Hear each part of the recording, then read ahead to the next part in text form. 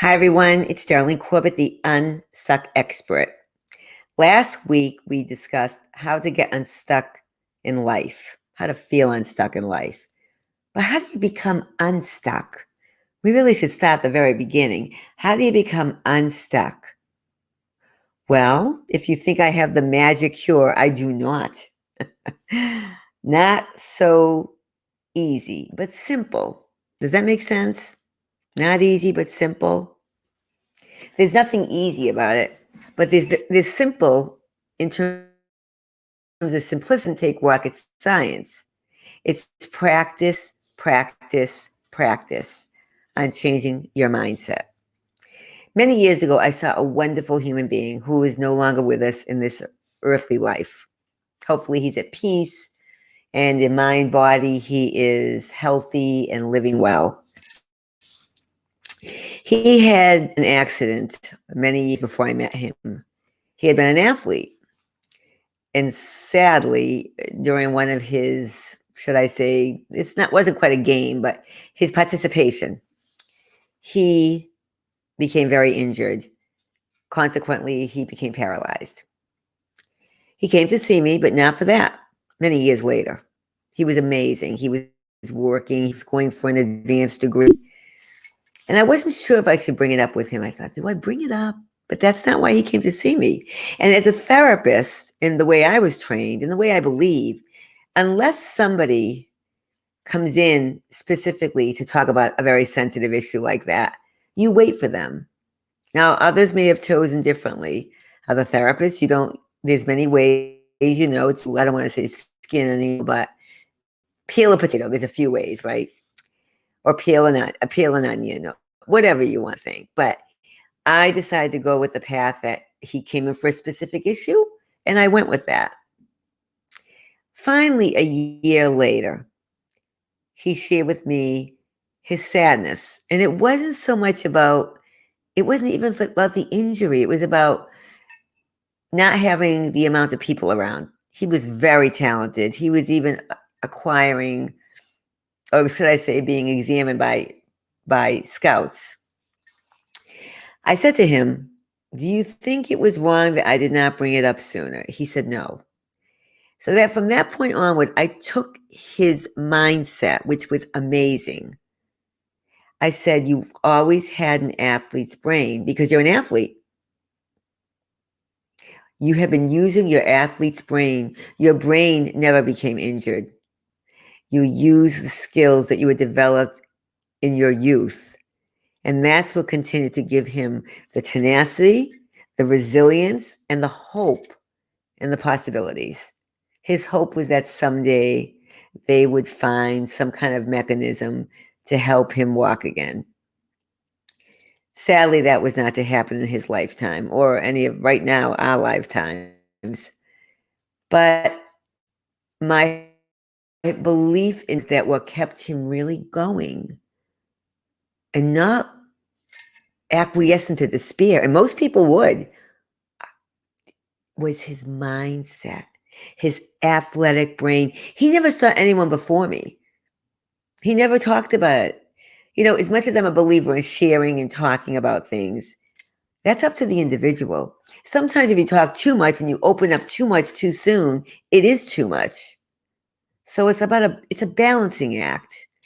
I don't believe in just bearing your soul and let it all hang out, and that's going to make you always feel good right away. It's not. You have to make sure you feel safe. You have to make sure you do it very safely in terms of little by little. We didn't talk a lot about his disability because it was up to him. We talked about this instead, his ability, not his disability, because he was not a disabled human being. He was disabled physically, but he wasn't a disabled human being. Now I've been thinking about it, and I thought, he was an amazing example of having this. And he was fortunate enough to be able to use that to be able to be the fabulous athlete he was until he could no longer be. But we all are capable of developing an athlete's brain. We may not be physically athletes ever be in, I'm certainly not in terms of being excelling at sports, but we all have an athlete's brain if we want to continue to persevere. Remember, tenacity, keep going, right? Resilience, because you're going to fall down. Accept it. We all do. You're going to fall down. Getting back up, resilience, brushing yourself off, and being open to the hope. That may happen over and over. So what do? You can either relinquish and say, forget it, which many people do, or you can say, you know what? I'm going to take my brain and I'm going to chisel it as if I was chiseling a muscle that gets stronger and stronger. Adversity can be examined in two ways. It can make us surrender. It can put us in a victim mentality. And there's a lot of that going on. And that is not in any way helpful to anyone. If someone says to me, oh, most of the people I sit with do not do that, number one. Number two, even those that have been very, very, very disabled, or should I say not disabled, but compromised, they don't. They keep a sunny disposition. They keep going. And they believe in the possibilities. They know they must, otherwise they will not only fall down, because they have fallen down, but they won't get back up. They don't take it for granted health. And I'm not just talking about physical health. Some of people I've sat with have been very, very, maybe for a period or an episode in their lives, compromised mentally. And they don't give up. They use it as a piece of their life or a piece of their past, not all of who they are. And that's what I said to this lovely gentleman I had the honor and the privilege of working with for many years. This is a piece of your life. It's not defining you as a human being. So no matter what your past is, no matter what your travails are, don't let them define you. Don't succumb to it. Easy for me to sit here and say, I know I'm on my perch, and I don't mean to in any way sound patronizing or condescending. I would love to say, it's easy, just do this, this, and this. Some people do. They'll say, do this, this, and this.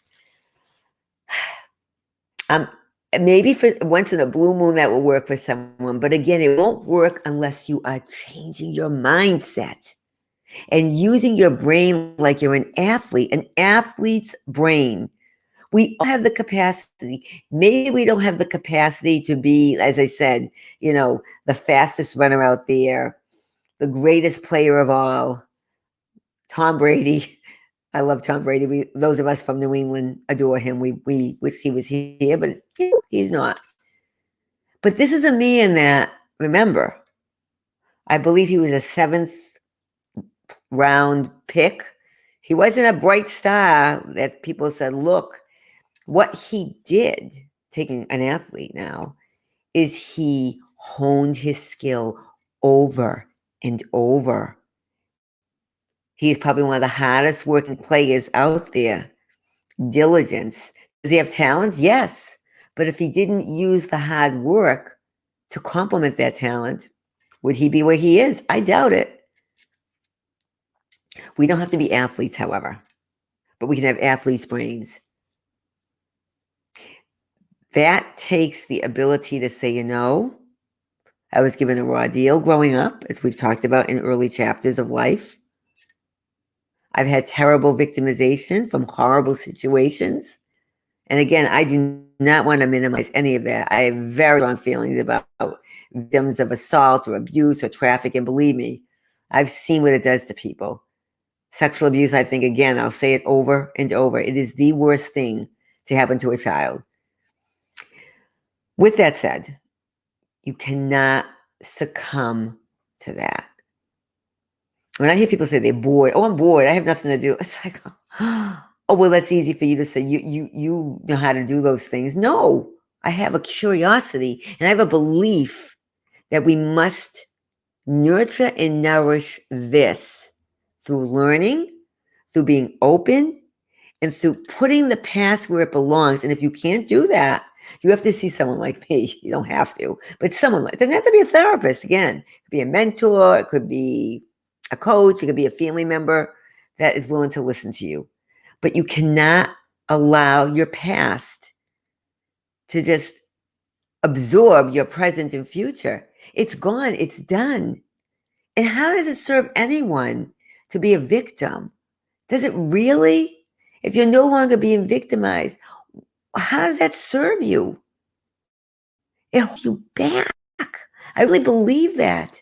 The best revenge, if you don't like that word, or response is success in whatever form that is. And the best way to be successful, I believe, is through learning, is through listening, is being open to the possibility, is being able to decipher information and think about, okay, that I believe, that I'm not sure, but to not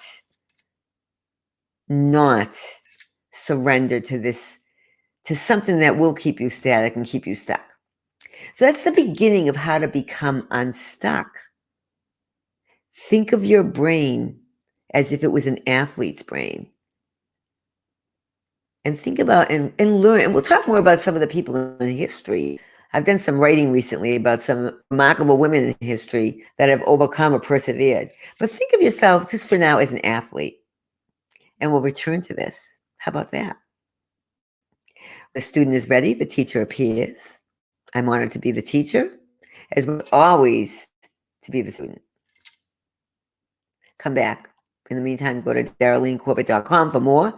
I'm starting to post more of my articles on my website, and it goes over to Amazon. You want to reset your mindset to get unstuck so you can stop depriving the world of you.